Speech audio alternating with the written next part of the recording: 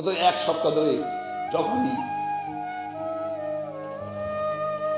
বেগম খালেদার কথা মনে পড়ে তবেই চোখে পানি চলে আসে।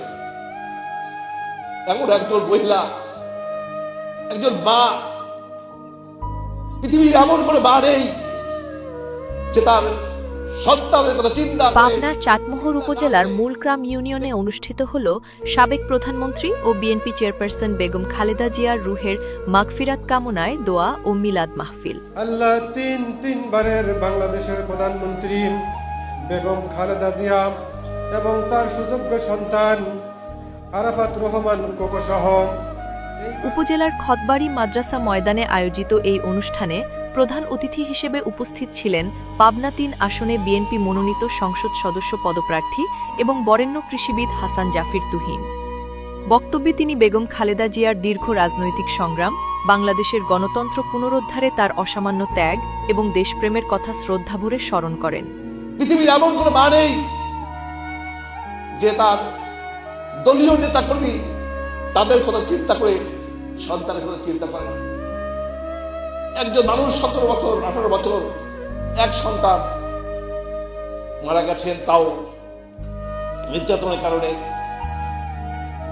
আরেক সন্তান বাংলাদেশ থেকে 10,000 কিলোমিটার দূরে তিনি রয়েছেন, সেখানে তার নাতিরা রয়েছেন।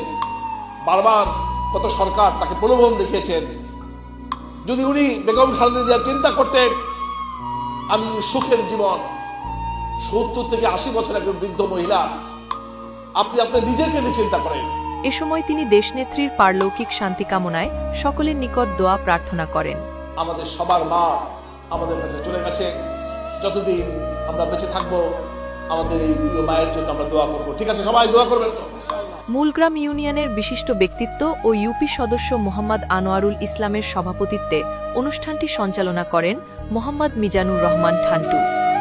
যখন টিকিটের আগে গ্রুপ ছিল, টিকিটের পর কোনো গ্রুপ থাকবে না। যেহেতু আমরা আগে গ্রুপ ছিল, এখন গ্রুপে থাকতে পারি। যেহেতু আমরা দল করি বিএনপি ধানের শীষে যাকে দিয়েছে আমরা তার কাজ করব। এখানে কোনো ব্যক্তি নাই, ধানের শীষ যাকে দিয়েছে তাদের কাজ করতে হবে। দোয়া মাহফিলে স্থানীয় বিএনপি ও অঙ্গ সংগঠনের নেতাকর্মী সহ এলাকার সর্বস্তরের সাধারণ মানুষ স্বতঃস্ফূর্তভাবে অংশগ্রহণ করেন। শেষে মরহুমার আত্মার মাগফিরাত এবং দেশের সমৃদ্ধি কামনা করে বিশেষ মোনাজাত পরিচালনা করা হয়। মাটির কবরে ঘুমিয়ে গেছে মাবুদ, দয়া করে মেহেরবানি করে সকলকে আপনি মাফ করে দেন, সকলের কবরগুলোকে জান্নাতের বাগান বানায়া দেন।